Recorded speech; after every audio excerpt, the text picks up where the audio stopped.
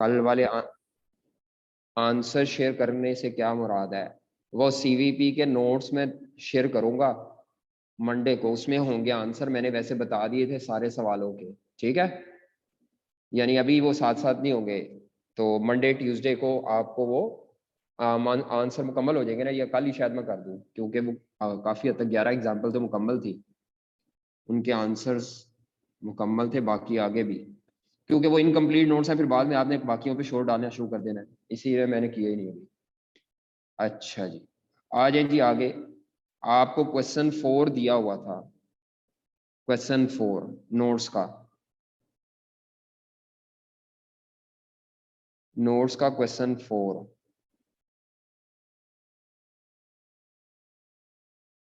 अजान हो जाए फिर मैं बात करता हूँ, ठीक है। नोट्स का क्वेश्चन 4 दिया था, उम्मीद है आपने कर लिया होगा, उसका सिर्फ रिक्वायरमेंट 3 बतानी है।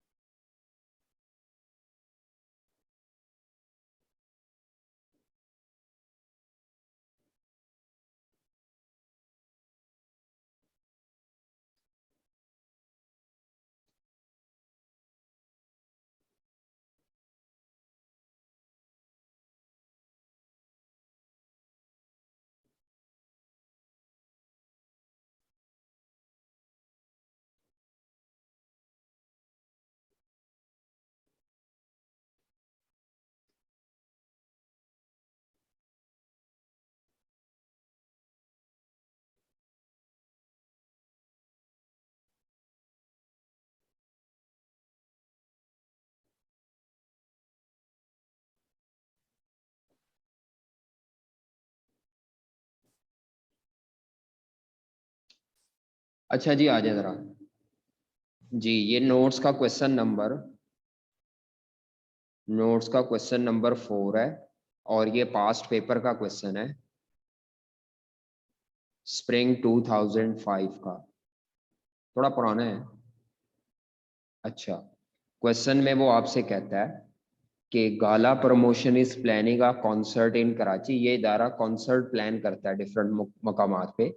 एस्टिमेटेड कॉस्ट आपको दी हुई है, ये सारे आपको खर्चे दिए हुए, rent of premises, advertising, printing का खर्चा, टिकट्स की, टिकट सेलर की सिक्योरिटी, वेजेस हैं, और आर्टिस्ट जिसने गाना गाने आना है उसकी फीस, ये थाउजेंड्स में राउंडेड है। तो इस सारे को अगर आप टोटल कर लें तो ये 4,550,000 बनता है। उसने कहा है वेरिएबल कॉस्ट कोई नहीं है, इसका मतलब है ये सारी फिक्स कॉस्ट है। कंपनी सेलिंग प्राइस टिकट की रखना चाह रही है 4,000 या 5,000, ठीक है। तो पहली रिक्वायरमेंट में नंबर ऑफ टिकट्स निकालनी है ताकि कंपनी ब्रेक इवन पर हो। तो ब्रेक इवन सेल यूनिट्स निकालने हैं या ब्रेक इवन सेल टिकट्स निकालनी है, और ईच प्राइस पे निकालनी है। तो जो पहला केस है, 4,000 रुपए की प्राइस है, 4,550,000 डिवाइडेड बाय 4,000 रुपए की प्राइस है, पर टिकट माइनस वेरिएबल कॉस्ट 0।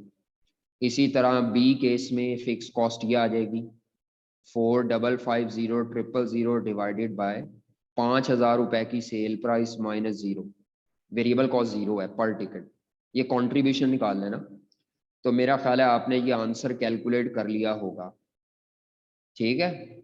अच्छा बेटा, अब अगर एग्जामिनर ने अगर कह दिए ना कोई वेरिएबल कॉस्ट नहीं है, तो अब आपने नामों पे नहीं जाना, हालांकि कुछ इसमें खर्चे वेरिएबल नेचर के भी होते हैं जो नाम से पता चल रहा है, लेकिन उसने खुद कह दिया तो खुद कह दे तो आप अपनी तरफ से फटा नहीं डालते ना। जो बच्चा अगर ये सोच रहा है कि नहीं मैंने सोचा था ये होना चाहिए ये होना चाहिए, लेकिन वो जब उसने एग्जामिनर ने खुद कह दिया हो तो फिर हम ये बहस में नहीं पढ़ते जी। तो ये हमारे पास आंसर आता है 1137.5, या approximately 1138 tickets, number of tickets. और अगर 5,000 की प्राइस हो तो 910 टिकट्स, मेरा ख्याल है ये आंसर आपने निकाला होगा, ऐसे ही है। अच्छा, दूसरा आंसर जो था वो कहता है दोबारा कैलकुलेट करें number of tickets to be sold to break even. अगर आर्टिस्ट इस बात पे एग्री हो जाता है, आर्टिस्ट एग्री, जिस बात पे वो एग्री हो जाता है टू चेंज फ्रॉम फिक्स फी, वो अपनी ये फिक्स फी लेने की बजाय कंपनी से या इदारे से परसेंटेज वाली फीस लेने पे तैयार हो जाता है। ये जो परसेंटेज वाली फीस होगी 25%, ये फिक्स की बजाय वेरिएबल कॉस्ट होगी।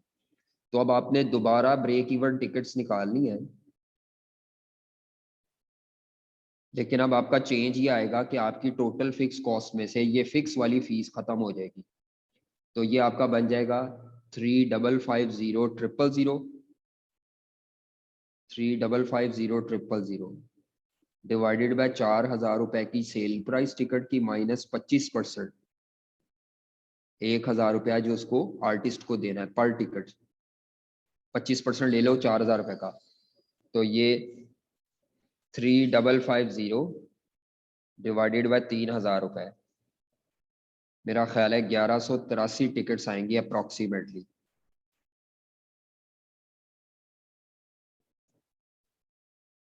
अच्छा, आज क्लास के एंड पे, ठीक है, शाम 4 बजे इधर ही होंगे ना। 3550 डिवाइडेड बाय 5,000 और माइनस 1250 शायद 25%।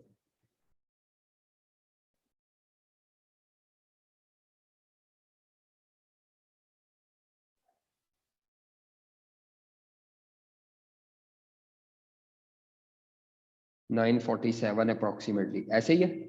और बताते जाए यार जरा बेटा, इतनी टिकट्स आ जाएगी 947 या 48 जी। इसमें तो मेरा ख्याल है किसी को मसला नहीं होगा। तीसरी रिक्वायरमेंट क्या है, तीसरी और चौथी, चौथी का भी आंसर नहीं है शायद, तीसरी का भी आंसर नहीं है। तीसरी और चौथी रिक्वायरमेंट क्या है, थर्ड और फोर्थ। थर्ड और फोर्थ में कहता है calculate the level of tickets sale, level भी नंबर को ही कहते हैं, कैलकुलेट द नंबर, लेवल भी तादाद को ही कहते हैं, calculate the number of ticket sale या सोल्ड फॉर ईच प्राइस, हर प्राइस पे दोबारा अब आपने नंबर ऑफ टिकट्स निकालनी है। अच्छा, एट विच, जिस पर the company would be indifferent, indifferent का मतलब क्या होता है, इनडिफरेंट का मतलब क्या होता है बेटा, इनडिफरेंट का क्या मतलब होता है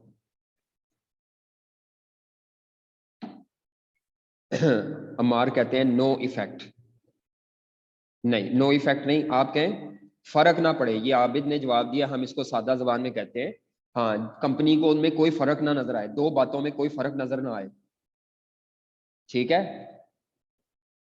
मसलन मैं आपसे कहता हूं जी, स्टूडेंट लेवल पे अगर देखा जाए तो संडे को आप ऑनलाइन क्लास ले लें या फिजिकल बुला के ले लें, तो स्टूडेंट के लिए तो क्लास होनी है ना, उसके लिए तो ये दोनों ही पॉइंट इनडिफरेंट है, दोनों ऑप्शन इनडिफरेंट है। उसने तो बेचारे ने टाइम इन्वेस्ट करना ही है, बच्चे ने बैठना है संडे को सुबह जल्दी जल्दी उठ के, तो बच्चे के पॉइंट ऑफ व्यू से संडे को क्लास लेना, चाहे वो ऑनलाइन हो चाहे वो फिजिकल हो, मैं ये बहस नहीं कर रहा कि कौन सी ज्यादा कंफर्टेबल है, वो बात अलग है। तो अगर हम स्टूडेंट के पॉइंट ऑफ व्यू से ये बात करें कि संडे की क्लास ऑनलाइन हो या फिजिकल हो, तो स्टूडेंट के लिए इनमें को बहुत ज्यादा डिफरेंस नहीं होगा, इसलिए स्टूडेंट कहेगा आई एम इनडिफरेंट, मुझे कोई डिफरेंस फील नहीं हो रहा, ठीक है।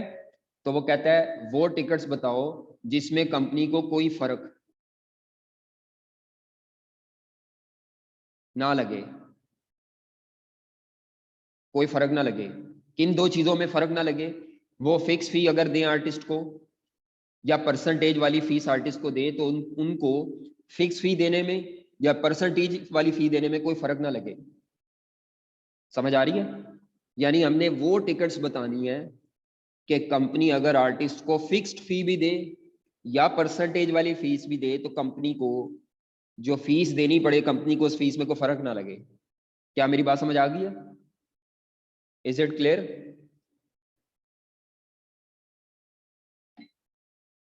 कहता है calculate the level of ticket sale, ticket sale निकालें फॉर ईच प्राइस, हर प्राइस पर, एट विच, जिस पर the company, company would be indifferent, company को फर्क ना लगे, किन दो बातों में ना लगे फर्क, फर्क दो, इनडिफरेंस होता ही हमेशा दो चीजों में है, तो किन दो चीजों में फर्क ना लगे, फिक्स्ड फी में और परसेंटेज वाली फी में उनको कोई फर्क महसूस ना हो। ठीक है,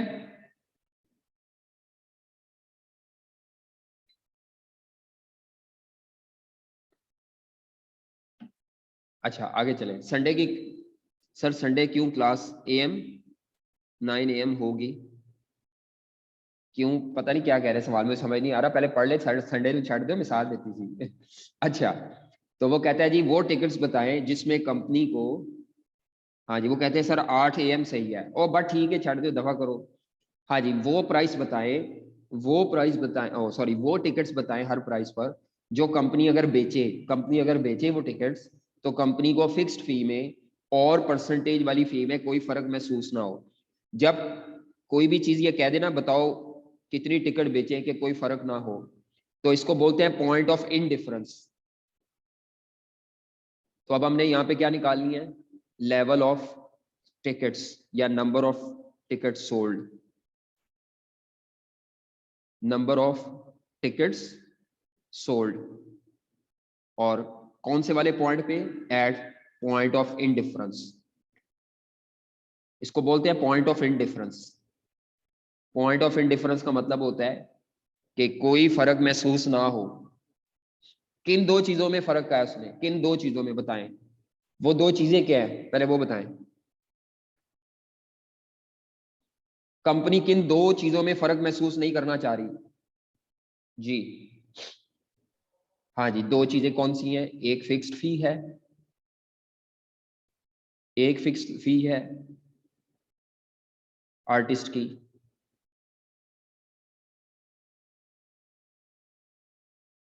और दूसरी परसेंटेज फी है जो कि वेरिएबल होती है।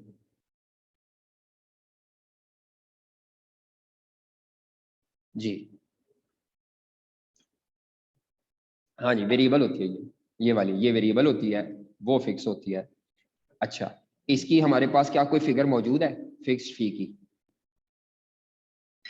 फिक्स्ड फी की कोई रकम मौजूद है हमारे पास क्वेश्चन में, मेन क्वेश्चन की बॉडी में ऊपर, क्या फिक्स्ड फी की कोई रकम मौजूद है?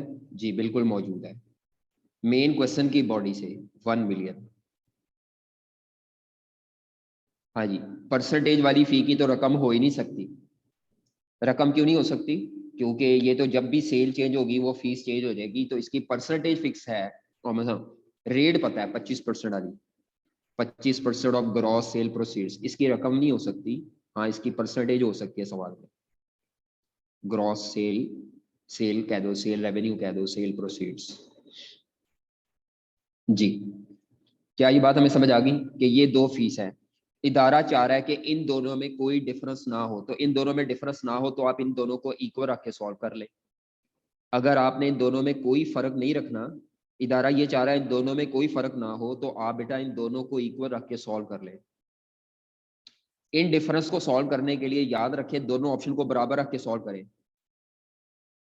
सर काइंडली क्वेश्चन का स्क्रीनशॉट दे दें। क्वेश्चन बेटा ये, आपके पास नोट्स नहीं है, प्रिंट निकलवा लो ना, ये ले, तीसरा पॉइंट कर रहे हैं।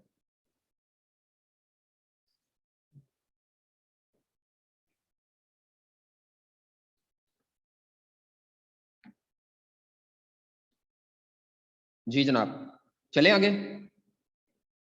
मैंने बड़ी इंपॉर्टेंट बात बता दी, मैंने बड़ी इंपॉर्टेंट एक बात बता दी वो, लेकिन वो सवाल वाली बात में गुम हो गई। बात क्या है, जब भी आपको कोई सी दो ऑप्शंस, कोई कंपनी की कोई सी भी दो ऑप्शंस के अंदर डिफरेंस, फर्क ना होने वाला पॉइंट को सॉल्व करना है, तो उन दोनों ऑप्शन को बराबर रख के सॉल्व करना है।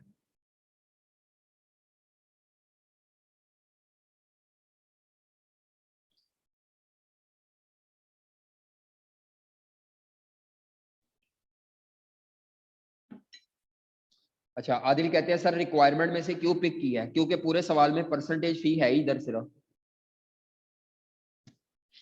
अब ये सवाल का हिस्सा बना दी ना उसने, जब ये वाला पार्ट दिया तो उसने सवाल का हिस्सा बना दी, अदरवाइज ऊपर से तो परसेंटेज फी मिल ही नहीं सकती।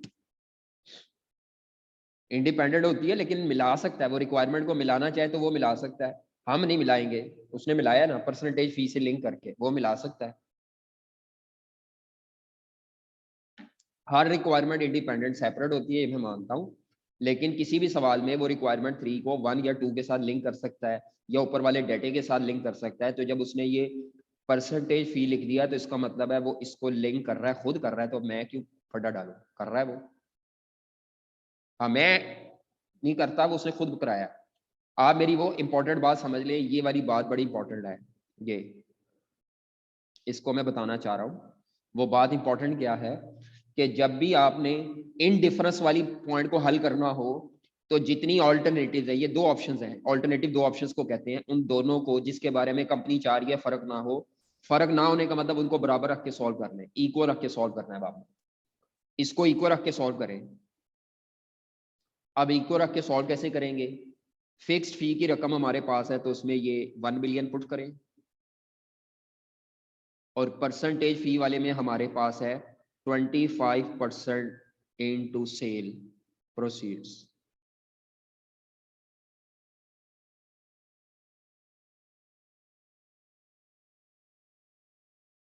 हाँ जी, 1 मिलियन,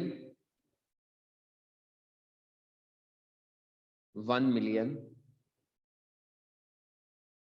1 मिलियन फिक्स्ड फी है, और परसेंटेज फीस वाली क्या है, ये 25% सेल प्रोसीड्स। तो मुझे सेल्स चाहिए, सेल्स, तो इसको अगर हम रीअरेंज करें तो सेल आ सकती है। ये जो 25% है जब ये डिवाइड होगा तो ये सेल प्रोसीड्स आ जाएंगी, ये हमने फाइंड कर लेनी है सेल प्रोसीड्स, रिवर्स कैलकुलेशन करके।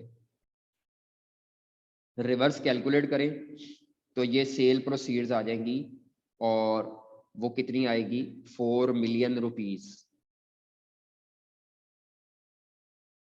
यानी अगर कंपनी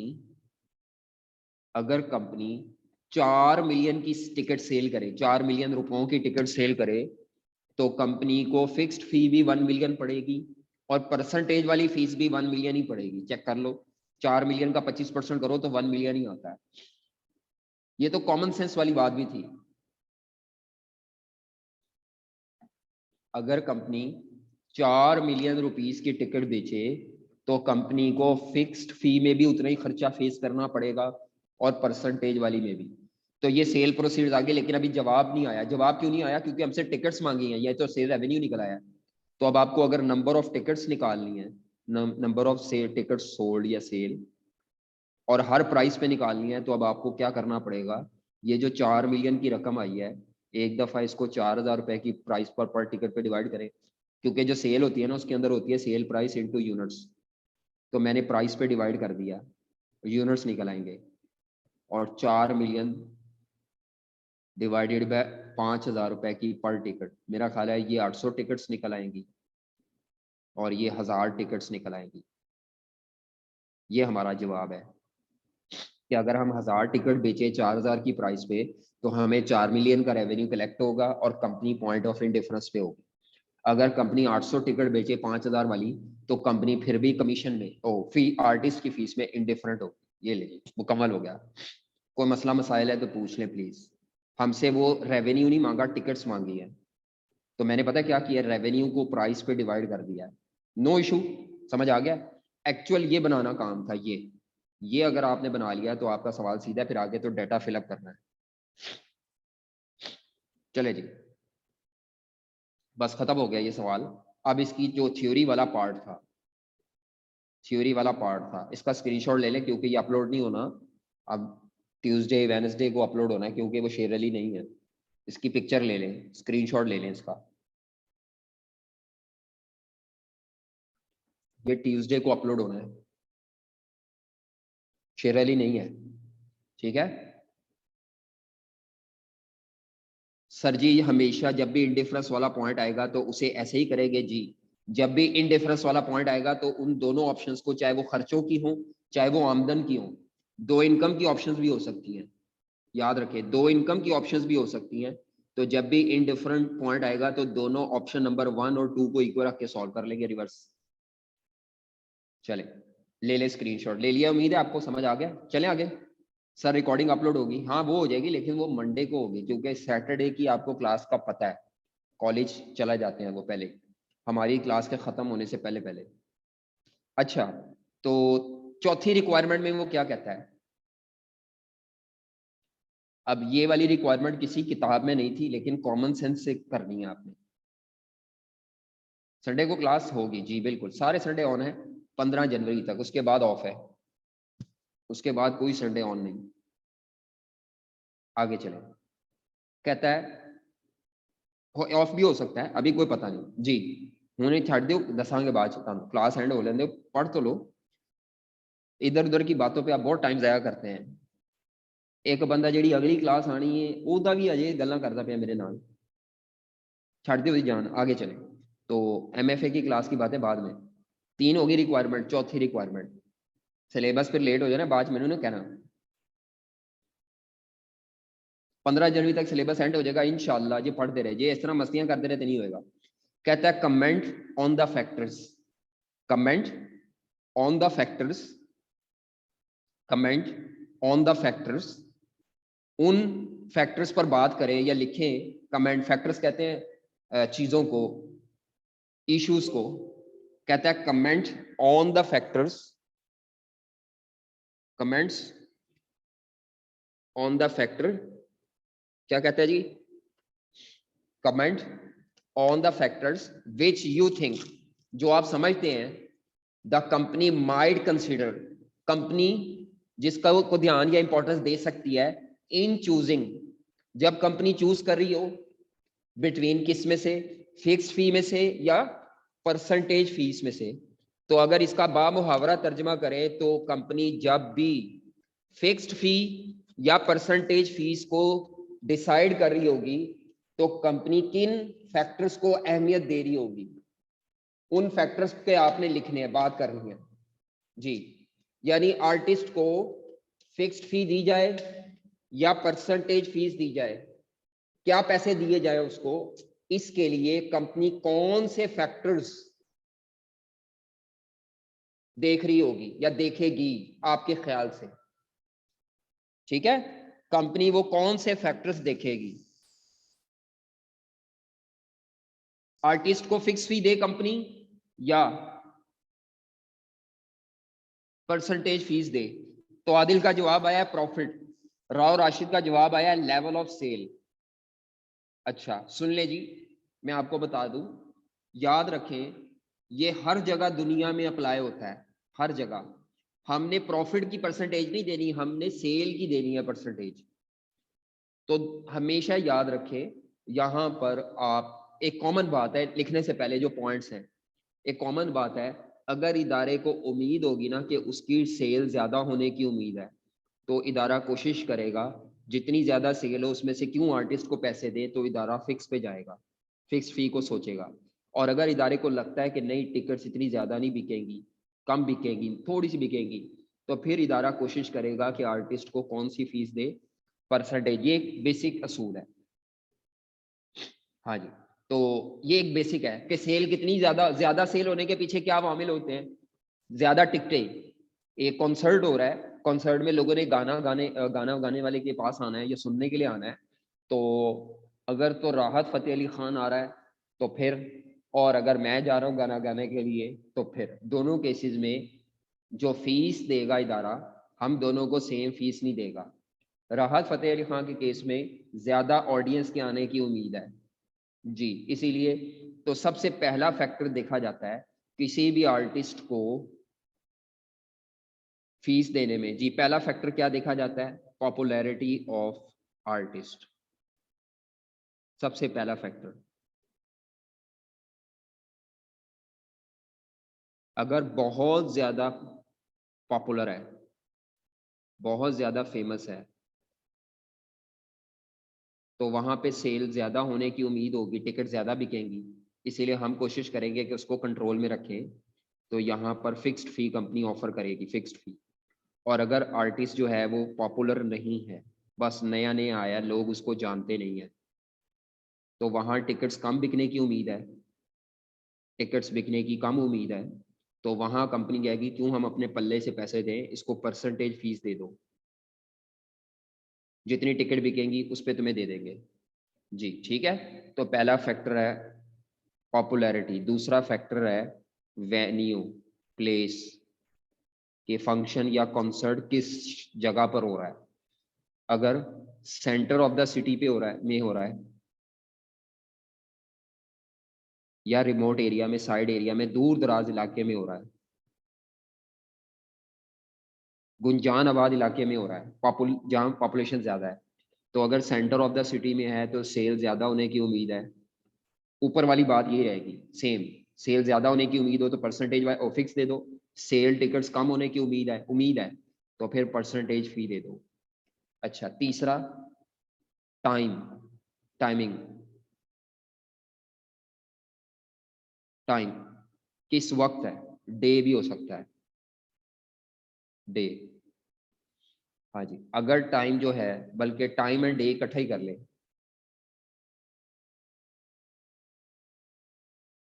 टाइम एंड डे। अगर वीकेंड्स पर है, बल्कि आप डे, हाँ अगर तो वीकेंड्स पर है, आप कॉन्सर्ट वीक डेज में रख रहे हैं या वीकेंड्स पे, वीकेंड्स मतलब संडे सैटरडे, वीकेंड्स पे रख रहे हैं तो सेल ज्यादा होने की उम्मीद है, फिक्स फी दे दें। और अगर वीक डेज में, वीक डेज कहते हैं मंडे से फ्राइडे को, वीक डेज, तो वहां पे लोग ऑफिस से थके हुए आएंगे, सेल कम होगी, तो कम सेल होगी तो डेफिनेटली आप परसेंटेज दें। उसके अलावा किस सीजन में रख रहे हैं कॉन्सर्ट, विंटर सीजन है या समर सीजन है, गर्मियों का, हॉट समर, स्प्रिंग, जो भी आप कह दें अब। तो अगर सीजन अच्छा है, खुशगवार मौसम है, सेल ज्यादा होगी, क्योंकि क्राउड जब आता है तो हबस के दिनों में, गर्मी के दिनों में क्राउड में बैठना कैसे, तो यहाँ पर फिक्स्ड फी, वैसे कराची में तो इतना नहीं होता लेकिन चलो, और सेल अगर कम है तो फिर परसेंटेज वाली फीस। ठीक है, और भी फैक्टर हो सकते हैं, आपकी मार्केटिंग कैसी अच्छी हुई या क्या है, कितना गैप है, ये फैक्टर है जी, 3-4 लिखने थे, वो हमने लिख दिए। समझ आ रही है। ये कॉलेजेस में भी ऐसे ही होता है, किसी टीचर के स्टूडेंट अगर ज्यादा हैं तो उसको फिक्स्ड पे ले आओ, अगर उसके टीचर के स्टूडेंट जो हैं वो कम है तो उसको परसेंटेज पे ऑफर कर दो कि भाई जितने स्टूडेंट फीस देंगे उसका आप ले लीजिएगा, इस तरह होता है। आगे चले नेक्स्ट। ये मतलब हर इंडस्ट्री में होता है, जरूरी नहीं कॉलेजेस में हो, ये जो सीए सीसीए के कॉलेजेस हैं। आगे चलते हैं, नेक्स्ट क्या कहता है वो। हाँ जी, वो कहते हैं सर आपकी भी फिक्स है।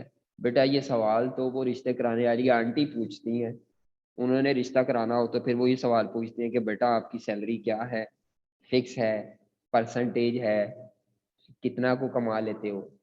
तो आप रिश्ते कराने वाली आंटियों के साथ तो नहीं बैठते, नहीं, तो फिर ये सवाल क्यों पूछा है। औरतों से उनकी उम्र और मर्द से उनकी सैलरी नहीं पूछते, आपको किसी ने बताया नहीं।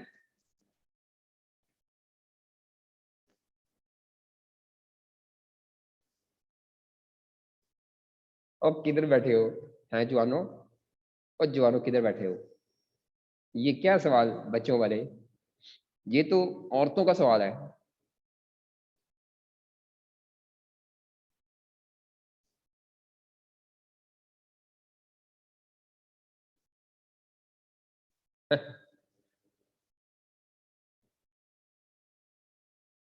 और यार ये किसी टीचर से नहीं पूछते उसकी पे, हैं, ਅਸੀਂ ਘਰ नहीं दस देते ਤੁਹਾਨੂੰ दस देंगे, हैं। घर में भी कभी पूरी सैलरी नहीं बताते, सही नहीं बताते, कम बताते हैं। ਤੇ ਤੁਸੀਂ पूछ रहे हो तो ਤੁਹਾਨੂੰ दस दिए, बड़ी गल है। अभी तो आप बच्चे हैं ना, जब आप घर सारे पैसे इकट्ठे बता देंगे ना सही वाले, तो बाद फिर खर्चे भी उस तरह ही होंगे, इसीलिए खामोशी, खामोशी।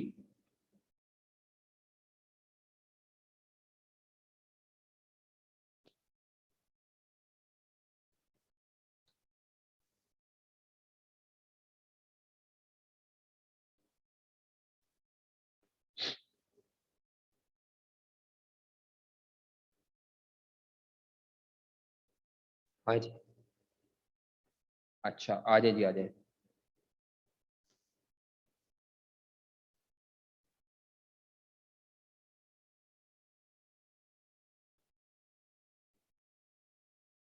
हमने अब 2 सवाल करने हैं आज, दोनों ही बड़े अच्छे हैं। तो उम्मीद है आइंदा आप किसी टीचर से उसकी सैलरी के बारे में राय कायम नहीं करेंगे, ठीक है। बस ये ज़हन में रखा करें कि इस फील्ड के सारे टीचर जो हैं वो 6 डिजिट सैलरी पे ही होते हैं मोस्टली।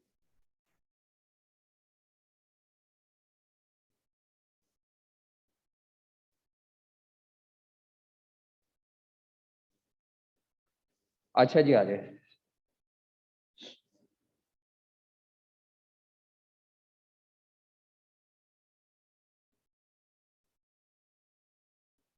अच्छा नहीं, एजुकेशन की बात कर रहा हूँ। ये एक सवाल है, एक सवाल ये है और एक सवाल ये है, दोनों ही बड़े अच्छे सवाल है। ये मेरे फेवरेट क्वेश्चन हैं। हाँ जी।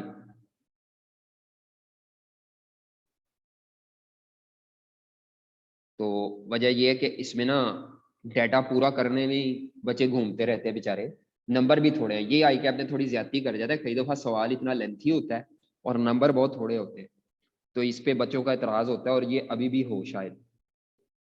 तो स्प्रिंग 16 का क्वेश्चन है ये बेटा, स्प्रिंग 16। ये हम नोट्स में से कर रहे हैं और ये आज थोड़े मुश्किल वाले कर रहे हैं। Spring 16 question number 8, spring 16 question number 8, ठीक है। और इसके बाद वैसे ये नोट्स का कौन सा सवाल है? नोट्स का मेरे पास जो नंबरिंग आ रही है उसमें ये क्वेश्चन नंबर, नोट्स का क्वेश्चन नंबर 21 है नोट्स का। अच्छा चलिए पहले ये करते हैं, आ जाइए जरा, तमाम बच्चे अलर्ट रहे। अच्छा मैंने सवाल में ना सिर्फ वो 4 चीजें पूरी करनी है, बाकी सवाल आपने करना है घर से, ठीक है। या अभी कर लेते हैं, देख लेते हैं, वो 3 चीजें 4 चीजें पूरी कर ले तो आगे कोई मसला नहीं। अच्छा एक बात मैं आपको ये सवाल कराने से पहले बता दूं जी। अच्छा एक बात, हम अभी तक हम पढ़ क्या रहे हैं बेटा? हम पढ़ क्या रहे हैं? Single product CVP, single product CVP analysis, ठीक है। अगर मैं आपसे कहूं कि मुझे सिंगल प्रो, हमने काफी फॉर्मूले पढ़े, हमने क्या पढ़ा? हमने ब्रेक इवन सेल वॉल्यूम का फॉर्मूला पढ़ा और sale volume to achieve desired profit का पढ़ा। ये दूसरा था, sale volume to earn desired profit, ये पढ़ा। अच्छा हमने कौन सा फॉर्मूला पढ़ा? हमने ब्रेक इवन सेल रेवेन्यू का फॉर्मूला पढ़ा। हमने और क्या पढ़ा जी? हाँ, और क्या पढ़ा? Sale revenue to earn desired profit पढ़ा। अच्छा वो जो फॉर्मूले वाला सफा था वो आपके पास होगा मुझे उम्मीद है, आप उसको सामने रख के करते हैं। इसके बाद हमने पढ़ा मार्जिन ऑफ सेफ्टी पढ़ा, मार्जिन ऑफ सेफ्टी परसेंटेज में पढ़ा, और उसी पेज पे ये लिखनी है जो आज मैं बात आगे बताऊंगा। उसके बाद हमने सेल प्राइस पढ़ी पर unit to earn desired profit, ये हमने सिंगल प्रोडक्ट सीवीपी में फॉर्मूले पढ़े थे जी। बिल्कुल ये सारा कुछ पढ़ लिया हमने। अच्छा एक बात जो हमने नोटिस की होगी एग्जाम्पल्स में, वो एग्जाम्पल में नोटिस क्या किया? देखें, मिसिंग डाटा के लिए ये बात हमने नोटिस की, गिवन कैन बी फाउंड। ये मैं वैसे समझाने के लिए बता रहा हूं। अगर क्वेश्चन में आपको सी एस रेशो का जवाब दिया हो, अगर आपको सी एस रेशो का जवाब दिया हो तो इससे हम क्या निकाल सकते हैं? आप सबको पता है सी एस रेशो का फॉर्मूला होता है sale price per unit minus variable cost divided by sale price. तो बेटा अगर आपको सी एस रेशो का जवाब दिया हो और वेरिएबल कॉस्ट दी हो तो बेटा आप इससे बैकवर्ड कैलकुलेशन करके सेल प्राइस निकाल सकते हैं, निकाल सकते हैं। या मिसिंग डाटा पूरा करने के लिए, या अगर सेल प्राइस दी हुई है तो क्या निकाल सकते हैं? वेरिएबल कॉस्ट निकाल सकते हैं। या आपने किया है सवालों में, ठीक है। मैं वैसे लिख रहा हूं अपने लिए कि जरा एक दफा चेक तो कर ले कि हमने ये किया था। अच्छा अगर आपको, अगर आपको ब्रेक इवन सेल वॉल्यूम का जवाब दे दूं, तो मुझे बताएं कि आप, वैसे ज्यादातर इसमें ये निकालते हैं हम, ये स्टार लगा रहा हूँ ना जो, ये चीज ज्यादातर निकालते हैं जी। अगर आपको ब्रेक इवन सेल वॉल्यूम का जवाब दिया हो, ब्रेक इवन सेल वॉल्यूम का वैसे फॉर्मूला क्या होता है, मैं साइड पे लिख रहा हूँ। ब्रेक इवन सेल वॉल्यूम का फॉर्मूला होता है total fix cost divided by contribution margin per unit. अगर आपको इसका जवाब दिया हो तो आप कौन सी मिसिंग फिगर कैलकुलेट करते हैं जी? फातिमा का जवाब आया, नूर का बिल्कुल ठीक जवाब है। अगर आपको ब्रेक इवन सेल वॉल्यूम का जवाब दिया हो जी, तो सुन ले, आदिल का जवाब भी ठीक है कि mostly mostly break even sale volume का जवाब अगर दिया हुआ है ना, तो ये भी दिया होता है या निकल सकता है। ये मेन हमें निकालना होता है इससे। तो ब्रेक इवन सेल वॉल्यूम दिया हो तो आपका फौरन दिमाग जाना चाहिए कि इस सवाल में टोटल फिक्स कॉस्ट फिर शायद मिसिंग हो, और अगर टोटल फिक्स कॉस्ट दी हुई है तो कंट्रीब्यूशन मार्जिन आ जाएगा। देखे ना, दो चीजें दी हो तो तीसरी निकाल सकते हैं, लेकिन प्राइमरीली ज्यादातर ये आई कैप इस्तेमाल करता है टोटल फिक्स कॉस्ट के लिए। इससे वेरिएबल कॉस्ट पर यूनिट नहीं निकलेगी Fatima. Variable cost per unit के लिए आपको वो CS रेशो वाला तरीका है ना, उससे निकाल लेंगे। नहीं समझ आई? चले आगे। अच्छा, ये मैं क्यों बता रहा हूँ, आपने सवालों में किया लेकिन आपने ये नोट डाउन नहीं किया होगा कि मैं ये करते आया हूँ या करते आई हूँ, कि मुझे CS रेशो का जवाब दिया होता है। ये वैसे याद नहीं करना आपने, ये जो मैं लिख रहा हूँ, ये मैं आपको वैसे सेंस दे रहा हूँ। वजह ये आप कर लेते हैं, फॉर्मूला लिख के जो दिया हुआ लिख दो, बाकी मिसिंग निकाल लो, लेकिन आपको ये बात थोड़ी क्लियर होनी चाहिए। अच्छा, आगे चलते हैं। अगर आपको ज्यादातर फेमस जो है ये, अगर आपको मार्जिन ऑफ सेफ्टी परसेंटेज दिया हो, जिसका फॉर्मूला ये होता है मार्जिन ऑफ सेफ्टी परसेंटेज का, budgeted sale minus break even sale divided by budgeted sale. बताएं जी, मार्जिन ऑफ सेफ्टी के फॉर्मूला अगर दिया हो तो इसको रिवर्स करके हम ज्यादातर क्या निकालते हैं? ज्यादातर किया आपने एग्जांपल्स में, 10-11 एग्जांपल जो किए हैं उनमें ज्यादातर में ये निकालते हैं, ये दिया होगा ये। तो मोस्टली हम इसमें ना ब्रेक इवन सेल निकाल लेते हैं रिवर्स करके, और अगर ब्रेक इवन सेल दी हो तो कोई मसला नहीं, हम रिवर्स करके बजटेड सेल निकाल लेंगे। ठीक है, बात समझ आती है? ये आप कर आए हुए हैं, ये बात आपको पता है पहले। अच्छा जी, आगे चलते हैं बस, और इससे आगे नहीं हमने जाना, बट ठीक है, ये बातें आप कर आए हैं। जो बात आगे मैं बताना चाह रहा हूँ, ये मैंने आज को नई बात नहीं बताई, ये कल वाली ही चीज को ना आपने एक पेज पे लिख लेना है कि अगर हमें ये दिया हो तो मिसिंग डाटा निकालने के लिए हम इनको फाइंड कर सकते हैं। अच्छा, नेक्स्ट आ जाए जी आगे। वो सफा सर आपने गोल्डन रूल 2 भी नहीं बताए। हाँ तो अभी एक बताया ना, बट ठीक है, उसी को चला रहे हैं अभी, दूसरे की बारी नहीं आई अभी, दूसरे की बारी नहीं आई, अभी आ जाएगी। गोल्डन नंबर 2 आ जाएगी बारी, अभी फिलहाल ये कोई रूल नहीं है, वैसे बताया मैंने। नेक्स्ट आ जाए। अच्छा, अगर मैं आपसे पूछूं कंट्रीब्यूशन पर यूनिट कैसे निकालते हैं, तो आप क्या मुझे बताएं कैसे निकालते हैं? ये भी कोई रूल नहीं बता रहा, वैसे आपसे पूछ रहा हूं कि जनाब कंट्रीब्यूशन पर यूनिट कैसे निकालते हैं?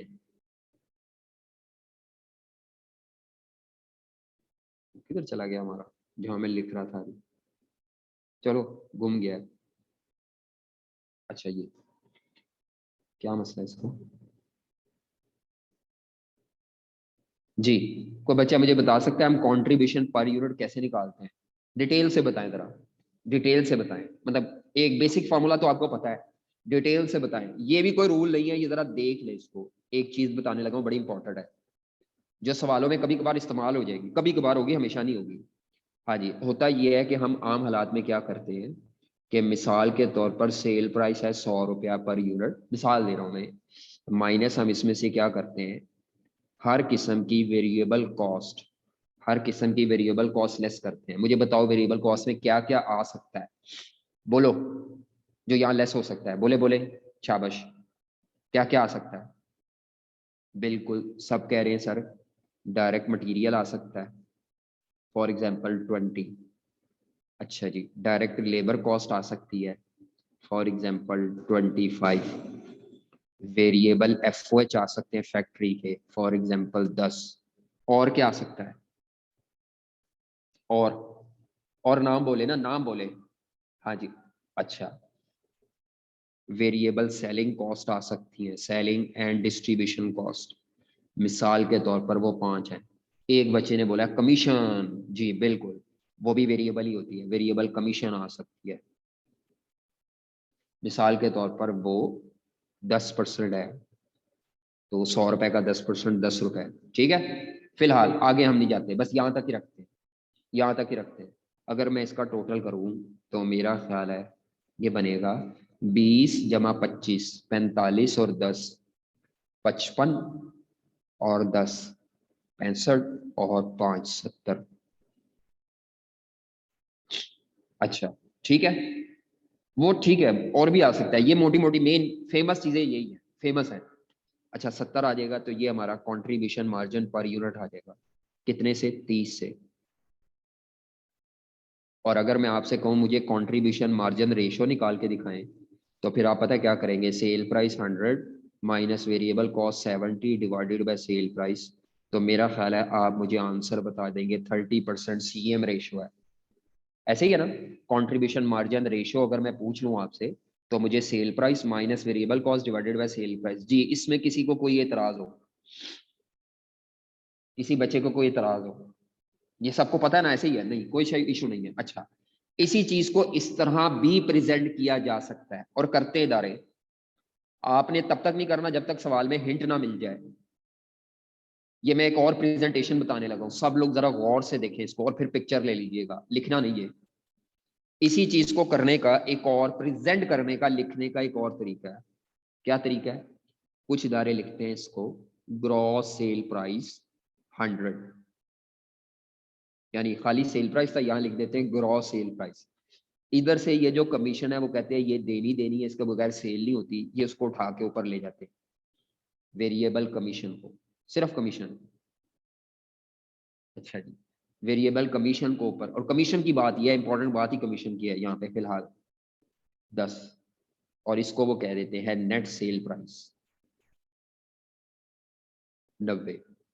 अच्छा ठीक है, अब उसके बाद जब यहाँ लेस करते हैं, तो क्योंकि कमीशन ऊपर लेस हो चुकी है, तो यहाँ पे जो अब वेरिएबल कॉस्ट लेस होगी वो अदर देन कमीशन होगी। क्यों अदर देन कमीशन क्यों होगी? क्योंकि एक एक्सपेंस डबल दफा तो नहीं ना लेस करते, एक ही दफा लेस होना है, वो हमने ऊपर अलहदा से मेन हेड के तौर पे लेस कर दिया है। यहाँ पे वो वेरिएबल कॉस्ट में छुप गया है, यहाँ पर हमने उसको as a separate head less किया है। तो अब बाकी चीजें वैसे ही लिखेंगे, डायरेक्ट मटेरियल 20 रुपए का, डायरेक्ट लेबर 25 रुपए की, वेरिएबल FOH 10 रुपए के, वेरिएबल सेलिंग डिस्ट्रीब्यूशन 5 रुपए की, वेरिए ओह सॉरी कमीशन नहीं लिखनी, सॉरी सॉरी डबल लिखने लगा था, कमीशन नहीं लिखनी। तो अब आप जब इसका टोटल करेंगे, मेरा ख्याल है ये टोटल आएगा 20 और 25 45 और 55 और 5 60।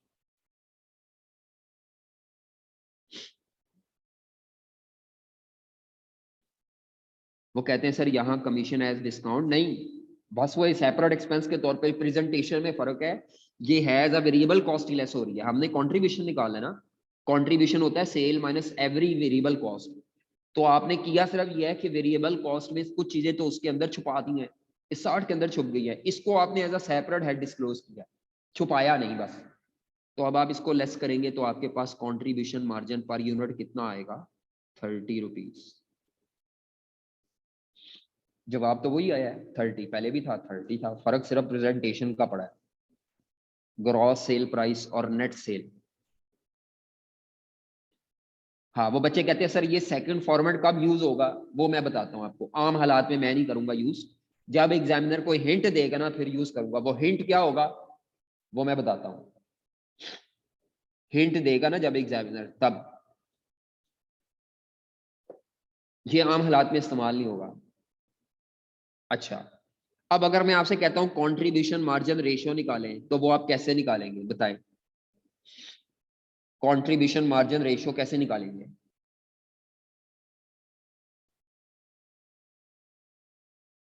जी जनाब, कंट्रीब्यूशन मार्जिन रेशियो कैसे निकालेंगे? अब दो तरीके हैं, पहला तरीका है 100 - 10 -60 डिवाइडेड बाय 100, तो आंसर आ जाएगा 30%। पहला तरीका ये है, ठीक है, यानी 100 माइनस ये करके। दूसरा तरीका है वो ये भी है, ये भी चलता है, कंट्रीब्यूशन मार्जिन रेशो, सेल की जगह आप लेंगे सिर्फ ये नेट सेल, ये 90 माइनस 60 90। अब आपका जो जवाब आएगा वो डिफरेंट आएगा मेरा ख्याल है। कंट्रीब्यूशन रेशो मार्जिन रेशो का जवाब फर्क आएगा। 33.3 है कि 33 एग्जैक्ट है?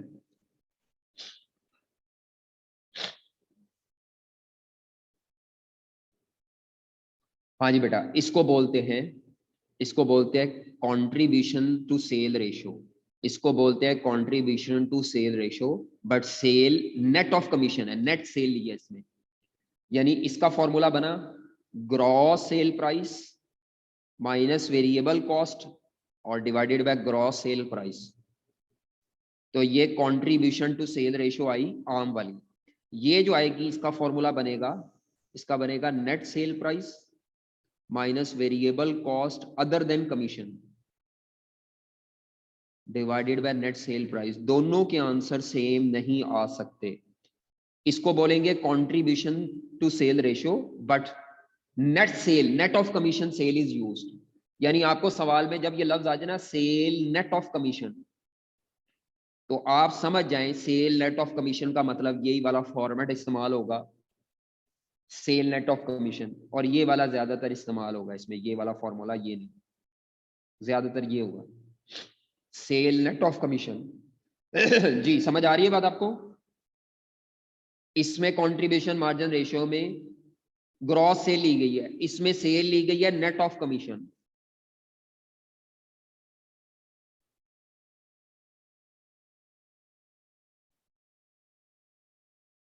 जी पूरी कॉस्ट में 2 डेसिमल तक हो सकता है, कोई मसला नहीं। जी चले चले जी आगे। कोई मसला है कि गलत है? समझ आ गई है? अब बच्चे पूछते हैं सर हमें कैसे पता चलेगा? हर सवाल में यही फॉर्मेट चलेगा।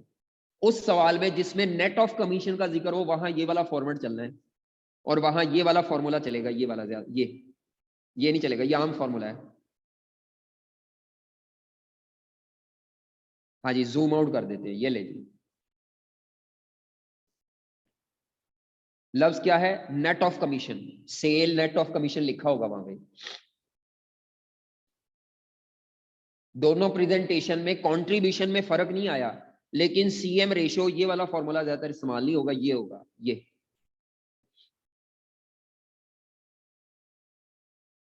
चलो चले जी, ले लिया स्क्रीनशॉट? चले मेरा ख्याल है चलते। आज जो नई बात मैंने आपको बताई है वो ये है कि सर ने कंट्रीब्यूशन का फॉर्मेट चेंज किया है और सीएम रेशियो का एक और फॉर्मूला बता दिया है।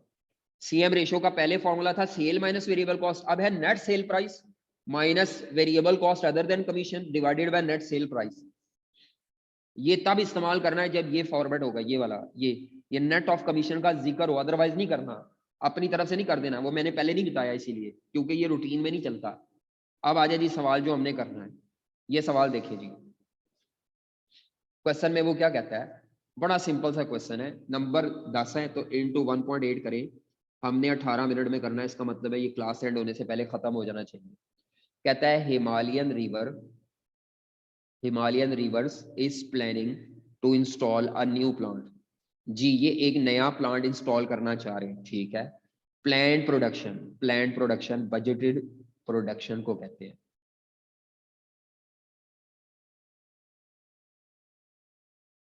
और इन्वेंट्री नहीं होती, यही बजटेड सेल भी होगी, ठीक है। अच्छा हाँ सॉरी, पहले रिक्वायरमेंट पढ़ लें, सॉरी पहले रिक्वायरमेंट पढ़ लें जी। आ जाए वो क्या कहता है, कहता है calculate break even sale revenue and quantity for next year. आपने नेक्स्ट ईयर के लिए सवाल हल करना है। तो ब्रेक इवन सेल रेवेन्यू और ब्रेक इवन सेल क्वांटिटी, तो मैं पहले क्वांटिटी निकालता हूँ, मुझे आदत है, मैं फिर रेवेन्यू निकाल लेता हूँ, आपकी मर्जी है जैसे मर्जी करें। ब्रेक इवन सेल रेवेन्यू और क्वांटिटी निकालनी है अगले साल की। If company expects to earn contribution margin of 40% on sale, comma net of 2% commission. जी कंट्रीब्यूशन मार्जिन दिया है 40%, लेकिन नेट ऑफ कमीशन वाली बात उसने कहा है। समझ आ रही है? नेट ऑफ कमीशन वाली ये बात, यहां से मुझे पता चल गया कि इस सवाल में इस सवाल में ये जो 40% निकला हुआ है ना, इसके पीछे ये फॉर्मूला लगा हुआ है। CM रेशो का जो फॉर्मूला लगा 40% है, इसके पीछे ये लगा हुआ है, net cell minus variable cost other than commission. Clear लिखा हुआ है, क्लियर ना लिखा हो फिर नहीं, अपनी तरफ से नहीं बनाना, divided by net sale price, ये लगा हुआ है। अब आपको मैंने कहा था अगर CM रेशो का जवाब दे दे तो या तो वेरिएबल कॉस्ट आ जाएगी या नेट सेल प्राइस आ जाएगी, कोई ना कोई चीज तो आएगी, इनमें से मिसिंग होगी। आगे बस ऊपर डेटा क्या दिया है, सवाल में दो चीजें मांगी है, ब्रेक इवन रेवेन्यू और क्वांटिटी। कहता है Himalayan River is planning to install new plant production budgeted production को कहते हैं, और यही बजटेड सेल भी होगी। Plant production from the plant for the next year is 1,50,000 units. ले जी, मुझे चार चीजें चाहिए होती हैं सवाल में से, मैं पढ़ता जा रहा हूँ जरा चलो। मुझे चार चीजें कौन सी चाहिए होती हैं, sale price per unit, variable cost per unit, other than commission यहाँ पे, और net sale price, total fix cost चाहिए होती है, और सेल बाय वॉल्यूम। तो अगर मैं अभी देखूं तो बजटेड सेल वॉल्यूम का डाटा मुझे दे दिया उसने। आगे चले, नेक्स्ट वो क्या कहता है, कहता है cost of production. Cost of production factory के खर्चे होते हैं। कॉस्ट ऑफ प्रोडक्शन उसने दिया है, डायरेक्ट मटेरियल कॉस्ट है 6 मिलियन। मुझे टोटल में नहीं चाहिए, मुझे पर यूनिट पे चाहिए कंट्रीब्यूशन के लिए ये डाटा। 6 मिलियन टोटल है, तो डिवाइडेड बाय 1,50,000 यूनिट्स ये ऊपर करें तो ये पर यूनिट आ जाएगा। डायरेक्ट मटेरियल वेरिएबल होता है, आपको पता है। डायरेक्ट लेबर कॉस्ट भी वेरिएबल होती है, इसको भी पर यूनिट ले आएंगे, इसी तरह कन्वर्ट कर लेंगे। आगे प्रोडक्शन ओवरहेड्स, जी ये बताएं, वेरिएबल है, फिक्स है, या सेमी वेरिएबल?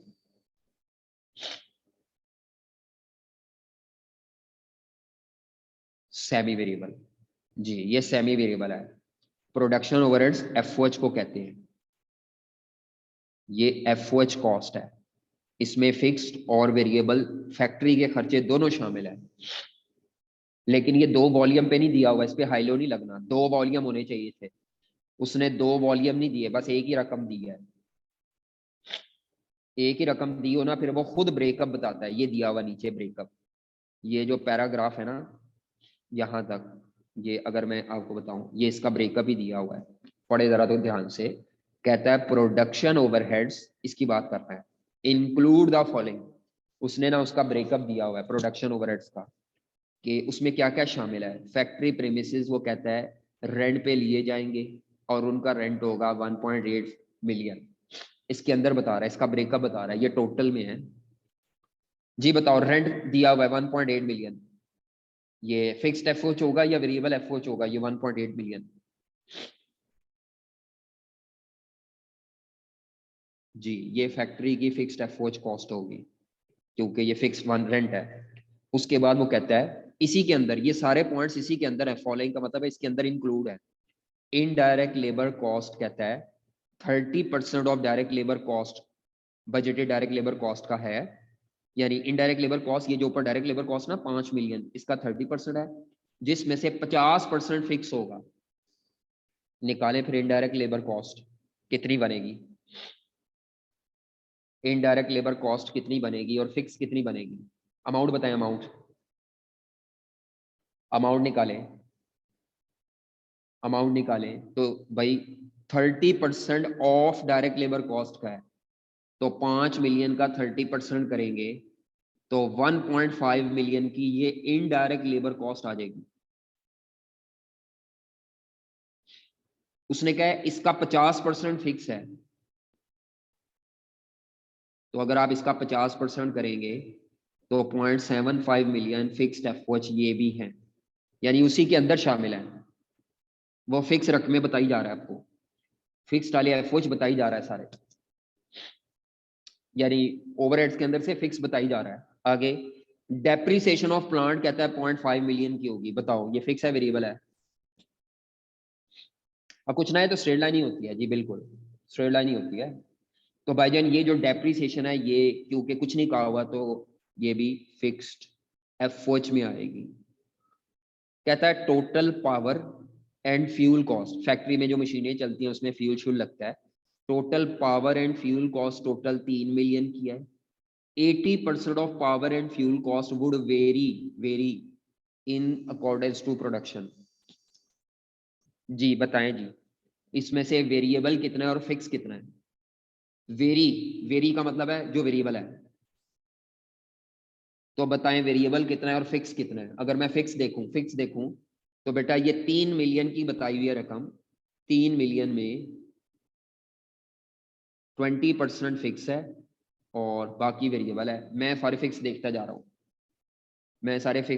हूँ, 80% वेरिएबल है, ये वेरी का मतलब वेरिएबल, तो बाकी फिक्स होगा फिर। तो अगर आप इसको तोड़ लें तो मेरा ख्याल है 80% इसमें से 2.4 मिलियन वेरिएबल है और बाकी जो 0.6 मिलियन है वो फिक्स्ड एफओएच है। कहता है जी फिक्स्ड एफओएच। अच्छा बाकी क्या कहता है? ऑल रिमेनिंग, यानी इसके बारे में कहता है कि ये जो हमने यहाँ पे फिक्स वगैरह बता दिए ठीक है, जो बाकी बचेंगे वो तमाम वेरिएबल होंगे।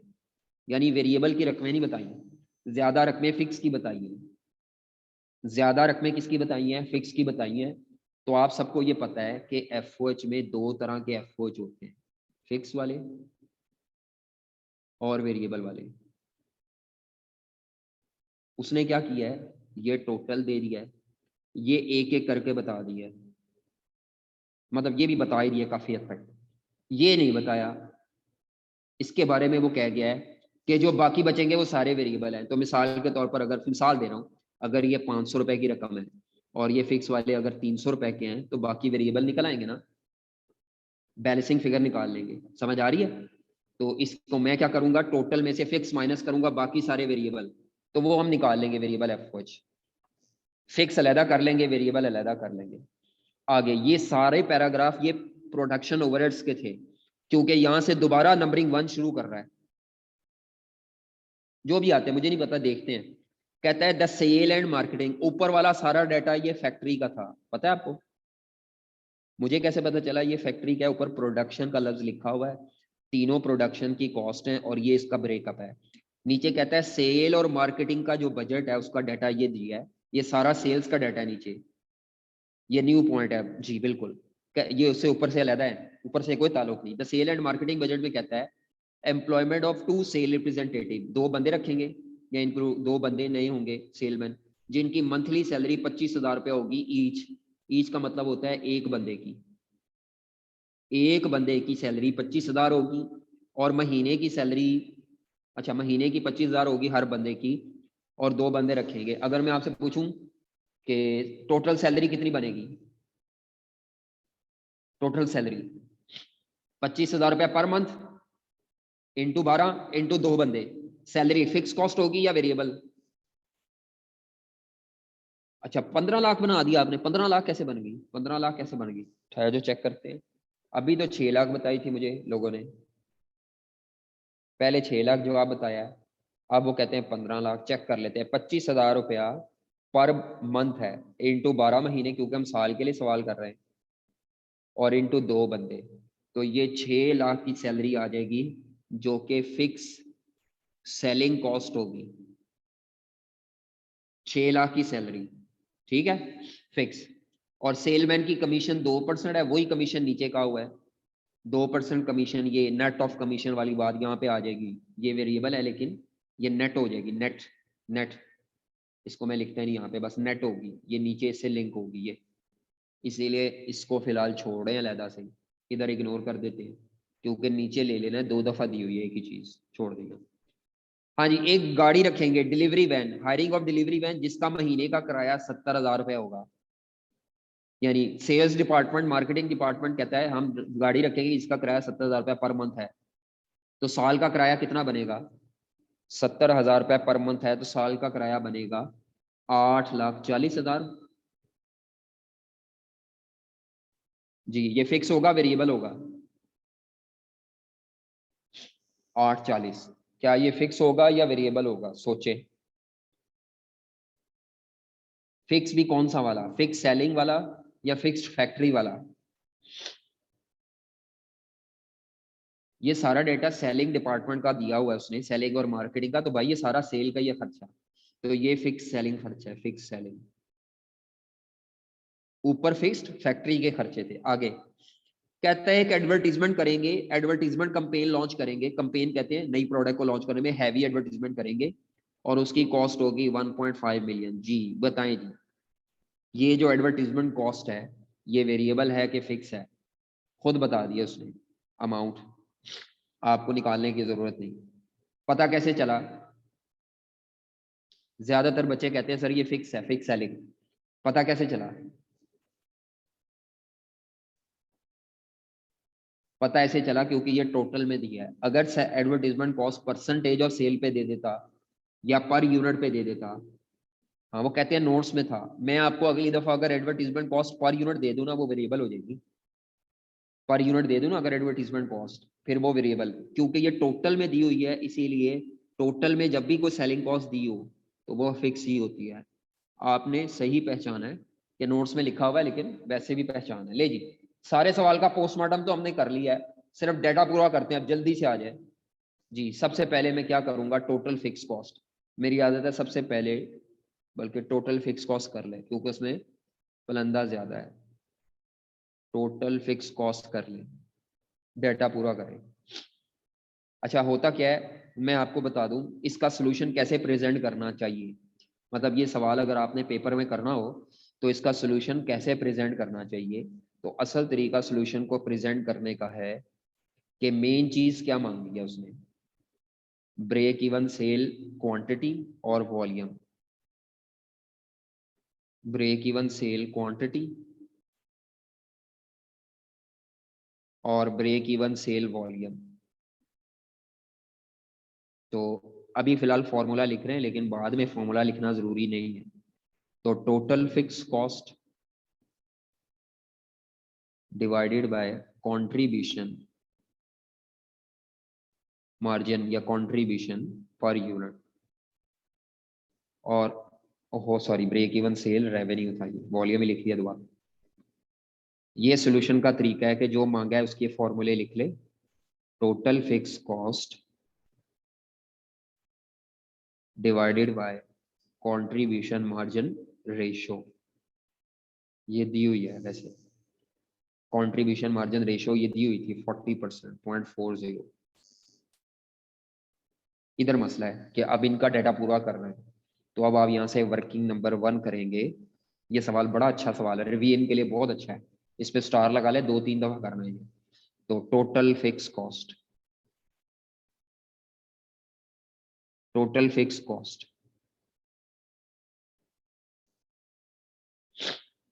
जी जनाब टोटल फिक्स कॉस्ट करें जी। तो मैं इसमें जरा हेड्स बना लेता हूँ, फिक्स्ड फैक्ट्री कॉस्ट, जो भी फैक्ट्री की फिक्स्ड एफओएच कॉस्ट है।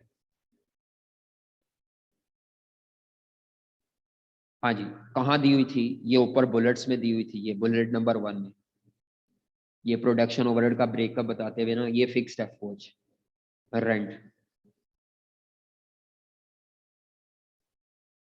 1.8 मिलियन, तो 1800। और क्या है, मटेरियल क्यों नहीं लिख रहे, वेरिएबल है, वेरिएबल नहीं लिखना, ये सेमी वेरिएबल में से फिक्स पोर्शन उठा रहे हैं अभी, रेंट। इनडायरेक्ट लेबर कॉस्ट आ जाएगी फिक्स, ये निकाली थी हमने 0.75 मिलियन, तो फिक्स्ड इनडायरेक्ट लेबर कॉस्ट, ठीक है।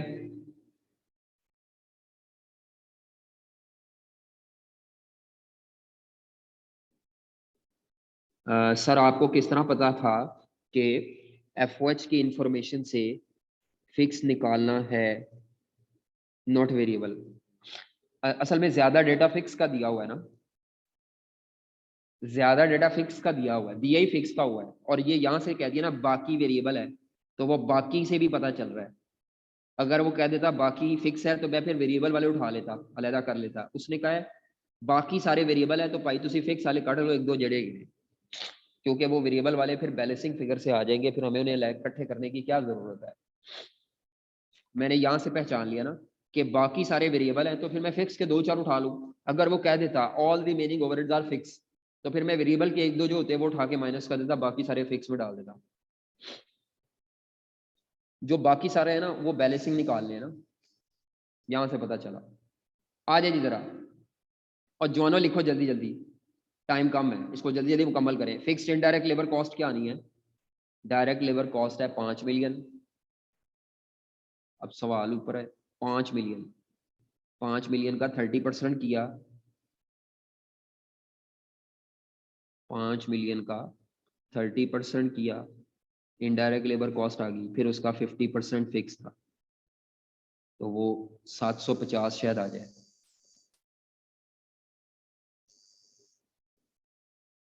इसके बाद क्या है? तीसरे नंबर पर डेप्रिसिएशन है 0.5 मिलियन।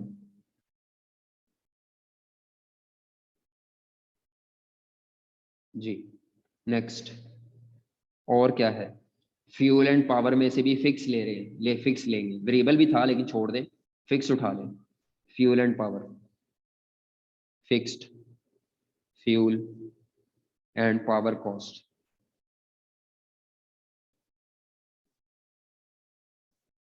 3 मिलियन है, उसका 20% फिक्स है, तो 0.6 मिलियन। और कोई फिक्स नहीं है इसमें, बाकी सारे उसने क्या वेरिएबल है, ये वाला वेरिएबल भी छोड़ दे, ये भी अभी निकाल लेंगे, तो ये फिक्स्ड आ जाएंगे। इसका जरा टोटल कर ले, बॉक्स में मैं टोटल कर लेता हूँ ताकि मुझे पता चल जाए मेरे फिक्स्ड फैक्ट्री के खर्चे कितने हैं। करें जरा, ये टोटल कितना आता है? 18, 5, 23, अच्छा 23 और 7, 30, 50, 36, 50 मेरा ख्याल है, 36, 50, 3.65। अच्छा, इसके बाद अब आपने लिखना है, हेडिंग देनी है फिक्स सेलिंग। ये हेडिंग के बगैर भी हो सकता है, सेलिंग ओवरहेड्स। जी, लेकिन मैं जरा इस तरह आपको बता रहा हूँ ताकि आपको अलग-अलग पता चल जाए, बाकी आप सारे इकट्ठे भी जमा कर सकते हैं। जी, फिक्स सेलिंग में क्या था? 2 सेलमैन रखने थे, तो सैलरी थी, सैलरी ऑफ 2 सेल्समैन। 2 सेलमैन रखने हैं तो उनकी सैलरी 25,000 रुपया पर मंथ थी, इंटू 12 इंटू 2 बंदे,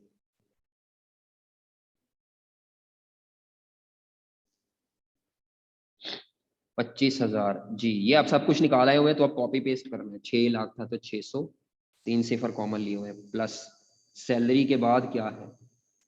कमीशन तो वेरिएबल है, छोड़ दें। वैन का किराया, वैन का किराया, तो hiring cost of delivery van, customer को चीजें डिलीवर करने वाली जो गाड़ी है, 70,000 रुपया पर मंथ। जब मैं सवाल करूंगा तो ऐसे लगेगा कि आसान तरीन सवाल है, सर देखो कितना आसान सवाल खुद करा रहे हैं, लेकिन एक्चुअली अगर आपको खुद करने के लिए देता तो आपने इसमें काफी गलतियां करनी थी। इन्हीं के अंदर आपने उल्टा सीधा जमा तफरी कर देना था।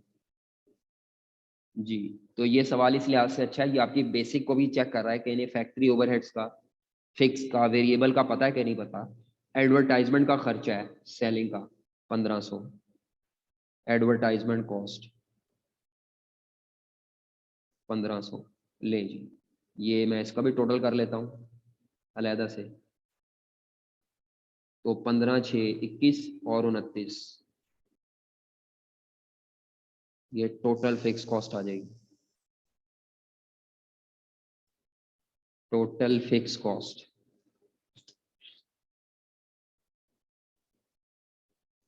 गलती होगी कोई मसला नहीं, सारा तो नहीं ना गलत होगा। जी जनाब, ये बताएं टोटल कितना आता है? 29, 40, ये तो 9, 9, 6, 15, 6590, 6590 आ जाए जी, ऊपर पुट कर दे, जो रकम निकला ये ऊपर पुट कर दे, 6590,000, 6590,000। अब देखिए ये आंसर फौरन आ गया, 40% की सीएम रेशियो दी हुई थी सवाल में, ये तो जवाब मेरे पास आ गया है।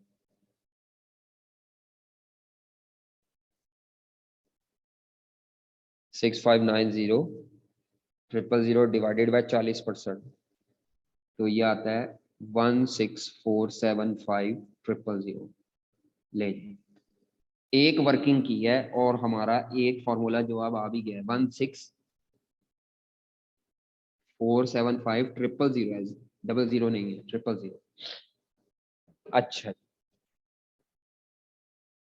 टोटल फिक्स कॉस्ट आ गई है। अब आपको, क्योंकि इसमें मार्जिन ऑफ सेफ्टी नहीं है, तो तीन चीजें आपको चाहिए थी: total fix cost, sale price per unit, variable cost per unit. अब इस सवाल में सेल प्राइस पर यूनिट भी नहीं है, वेरिएबल का डाटा दिया हुआ है जो कि आपको इकट्ठी करनी पड़ेगी। तो अब मैं ये पहले निकाल लेता हूँ, वेरिएबल कॉस्ट पहले निकाल लेता हूँ। जब मैं वेरिएबल कॉस्ट निकाल लूंगा ना, तो मेरे पास सेल प्राइस आ जाएगी। ठीक है, हम करते हैं यहाँ पे working variable cost per unit की। जी जनाब, वेरिएबल कॉस्ट पर यूनिट की वर्किंग करते हैं, क्योंकि वेरिएबल कॉस्ट पर यूनिट हमारे पास आ सकती है। तो variable cost per unit other than commission, variable commission के अलावा जितनी भी कॉस्ट है पर यूनिट, तो वो हमने जमा करनी है। तो वेरिएबल फैक्ट्री की production cost, variable production cost जो फैक्ट्री की है पर यूनिट लेनी है जी। तो सबसे पहले डायरेक्ट मटेरियल आएगा, डायरेक्ट लेबर आएगा, और मैं क्या करता हूँ, इकट्ठा ही डिवाइड कर देता हूँ। ये देखिए, मटेरियल है कितने मिलियन का, ये देखिए जरा, मैं शॉर्टकट लगाने लगा हूँ, टाइम बचाने लगा हूँ, 6 मिलियन का। लेबर है 5 मिलियन की, मैं डिवाइडेड बाय यूनिट्स करूंगा, 1,50,000। टाइम बचा रहा हूँ, अदरवाइज अलग अलग भी निकाल सकते हैं। लेबर थी 5 मिलियन की। वेरिएबल एफओच चाहिए अब आपको, वेरिएबल एफओच। कोई बच्चा बता सकता है वेरिएबल एफओच कैसे आएंगे? ये तो टोटल एफओच है, वेरिएबल एफओच कैसे आएंगे? कैसे आएंगे बेटा, बताएं भी तो, तरीका भी तो बताएं ना। अच्छा जी, बैलेंसिंग फिगर से जी। तो 10.29 मिलियन, ये मैं ब्रैकेट में 10.29 मिलियन माइनस ये जो टोटल फिक्स कॉस्ट है 6.59 मिलियन। ठीक है, समझ आ रही है? ये मैंने क्या किया है, ये टोटल एफओच है, इसमें से मैंने फिक्स्ड कॉस्ट लेस कर दी, तो वेरिएबल एफओच आ गए।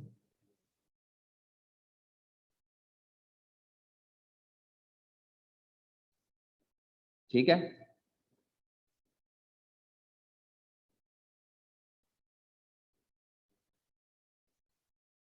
नहीं ये ओ ए आर कहाँ निकाला है बेटा, हमने हमने ओ ए आर नहीं किया। हमने तो भाई ये किया, सारी वेरिएबल कॉस्ट जमा की है, बाद में उसको डिवाइड बाय यूनिट्स। 10.29 का बता दे एक दफा बेटा, ये 10.29 मिलियन ऊपर दिया हुआ है, ये टोटल एफओएच ऊपर दिए हुए हैं, ये दिए हुए थे, ये देखें ये वाले, हमें 10.29 मिलियन दिए हुए थे। ठीक है, इसमें से फिक्स वाले लेस कर दिए, फिक्स्ड। अच्छा जी, तो ये कितनी आ जाती है, ये रकम कितनी आ जाती है?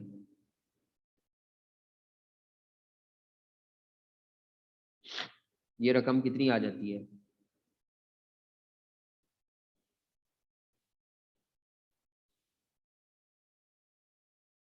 हाँ जी, ये रकम कितनी आ जाती है? अच्छा जी, एक बच्चे ने कहा है सर आप गलत कर रहे हैं। जी मैं बिल्कुल गलत कर रहा हूँ, आप सही कह रहे हैं।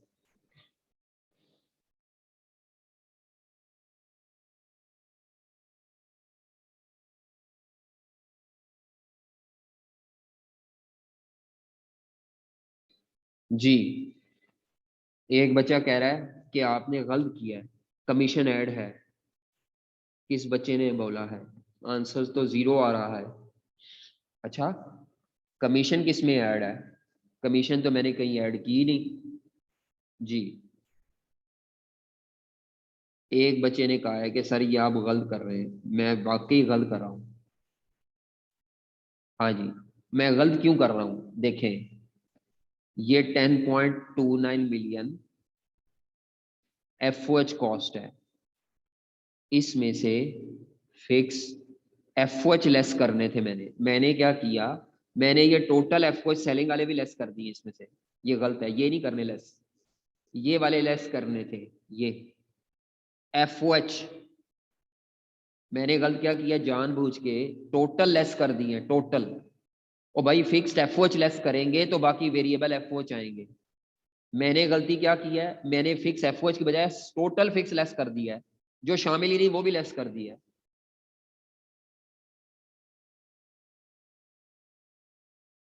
हाँ जी, वो कहते हैं सर मैं भी यही देख रहा था। तो बोलना था ना बच्चों, टाइमली बोला करें। मैं तो गलत करके आपकी कॉपी गंदी कर दूंगा। ए देखो मेरी तो ए सुथरा काम हो गया। एलो एफ में से टोटल फिक्स लेस नहीं करनी, मैंने इसे लिखा भी था। फिक्स्ड एफ लेस करने, एफ। तो वो जो फिक्स्ड एफ थे वो ये थे 3.65 मिलियन। मेरी तो कॉपी पप्पू सी बन जाएगी, कोई मसला नहीं। आपकी कॉपी गंदी हो जाएगी। जिन्होंने बोला है वो कामयाब है, बट ठीक है, अक्लमंद है। बाकी गोंगलू छापा लगा रहे हैं। चलो बट टाइम खत्म हो गया है। तो ये अब क्या आता है मुझे नहीं पता, अब क्या आता है। ये अब टोटल आप निकाल लें। तो मेरा ख्याल है 6 मिलियन जमा 5 मिलियन जमा,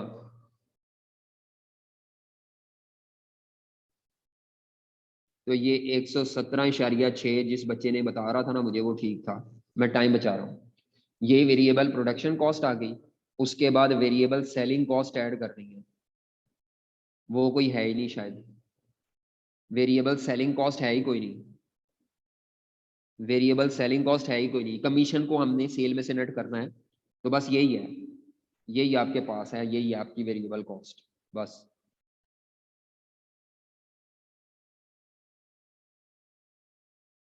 कोई वेरिएबल सेलिंग है ही नहीं। नहीं है ना, चेक कर लो यार, जरा देख लो वेरिएबल सेलिंग है कोई। वेरिएबल सेलिंग फिक्स ही है। वेरिएबल सेलिंग एक ही थी, कमीशन। कमीशन वो हमने उसमें से सेल में से। अब आपको सेल प्राइस चाहिए, तो वर्किंग नंबर 3, हमें सेल प्राइस चाहिए।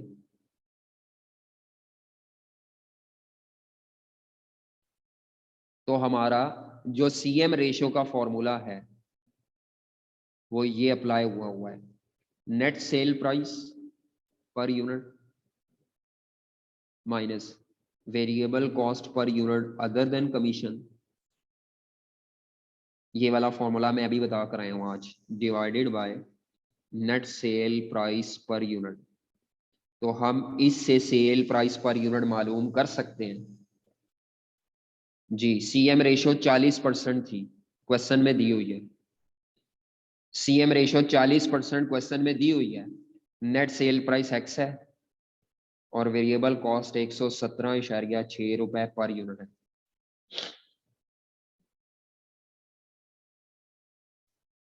तो एक्स आ जाएगा 196 point per unit. 196 point per unit. ठीक है, सेल प्राइस आ गई, नेट सेल प्राइस। हमें क्या चाहिए, हमें चाहिए कंट्रीब्यूशन मार्जिन पर यूनिट यहाँ पर। तो कंट्रीब्यूशन मार्जिन पर यूनिट निकाल लें अब वर्किंग 4 करके, और सवाल खत्म।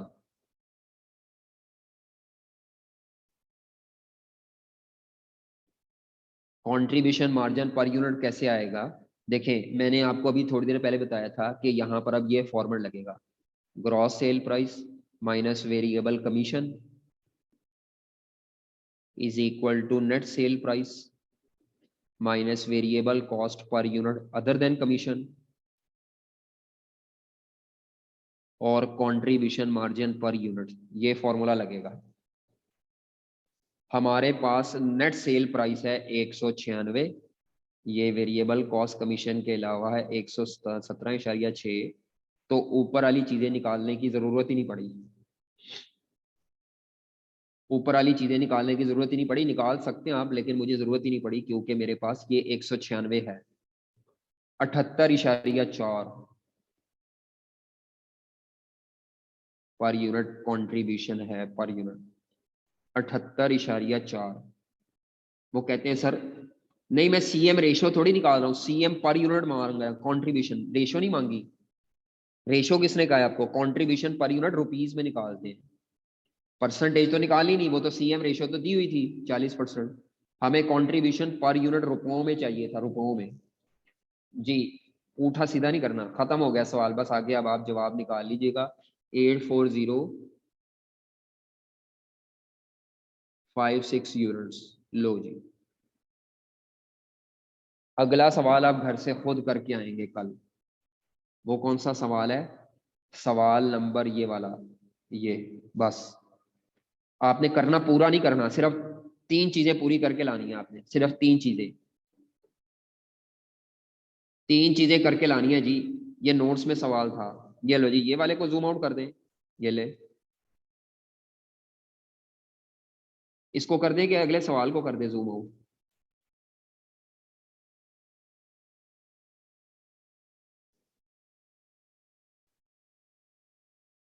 आंसर को जी कर दिया मैंने।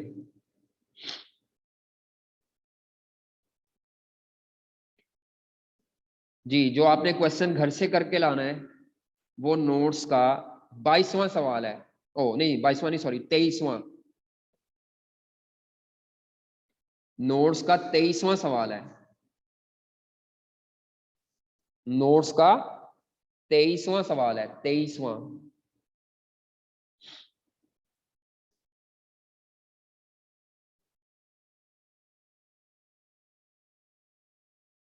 नोट्स का 23वां सवाल करके लाना है और उसमें 3 चीजें निकाल के लानी है आपने घर से। Total fix cost, sale price पर यूनिट और वेरिएबल कॉस्ट पर यूनिट। बस ये 3 चीजें निकाल के लानी है आपने 23वें सवाल की। 3 चीजें, टोटल फिक्स कॉस्ट की वर्किंग करके लानी है, सेल प्राइस पर यूनिट बतानी है और वेरिएबल कॉस्ट पर यूनिट बतानी है जी बेटा। ठीक है, चलो कल हम मल्टी प्रोडक्ट पे आएंगे। कल ये चैप्टर खत्म हो जाएगा, आपका प्रैक्टिस रह जाएगी सिर्फ। मतलब कॉन्सेप्चुअली ये चैप्टर आधा खत्म हो गया। क्लास का टाइम वही है जो पिछली दफा था, 8:30 से 11:30।